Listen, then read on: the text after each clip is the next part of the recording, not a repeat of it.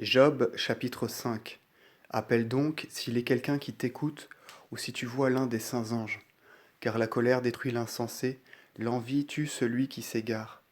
J'ai vu des insensés prendre racine, mais leur demeure a été soudain détruite.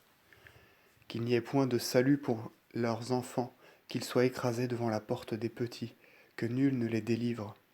Les justes mangeront ce qu'ils ont amassé, tandis qu'eux-mêmes ne pourront sortir de leur misère, que leurs forces soient épuisées.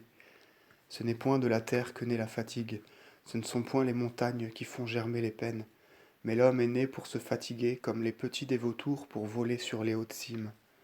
Aussi je prierai le Seigneur, j'invoquerai le Seigneur maître de tout, qui fait des choses grandes et incompréhensibles, des merveilles glorieuses et innombrables, qui donne à la terre de la pluie, de l'eau à tout ce qui est sous le ciel, qui met au plus haut les humbles et relève les perdus, qui dissipe les conseils des trompeurs et empêche leurs mains de les réaliser, qui confond la prudence des sages et détruit les desseins des hommes rusés. En plein jour les ténèbres les enveloppent, qu'ils marchent à tâtons à midi comme à minuit, qu'ils périssent dans les batailles, et que le faible soit délivré de la main des puissants, que le faible conserve l'espérance, que le Seigneur ferme la bouche de l'injuste. Heureux l'homme que châtie le Seigneur, ne rejette donc pas l'admonition du Tout-Puissant. Car il fait souffrir et il répare, il frappe et ses mains guérissent. 6 fois il te tirera de peine, la 7e fois le mal ne t'atteindra plus. Pendant la famine, il te préservera de la mort, à la guerre il détournera de toi le fer.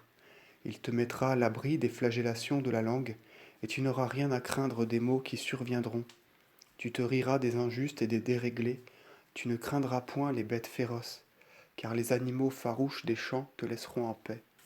Tu verras la paix dans ta demeure, et ceux qui habitent sous ta tente ne pécheront point.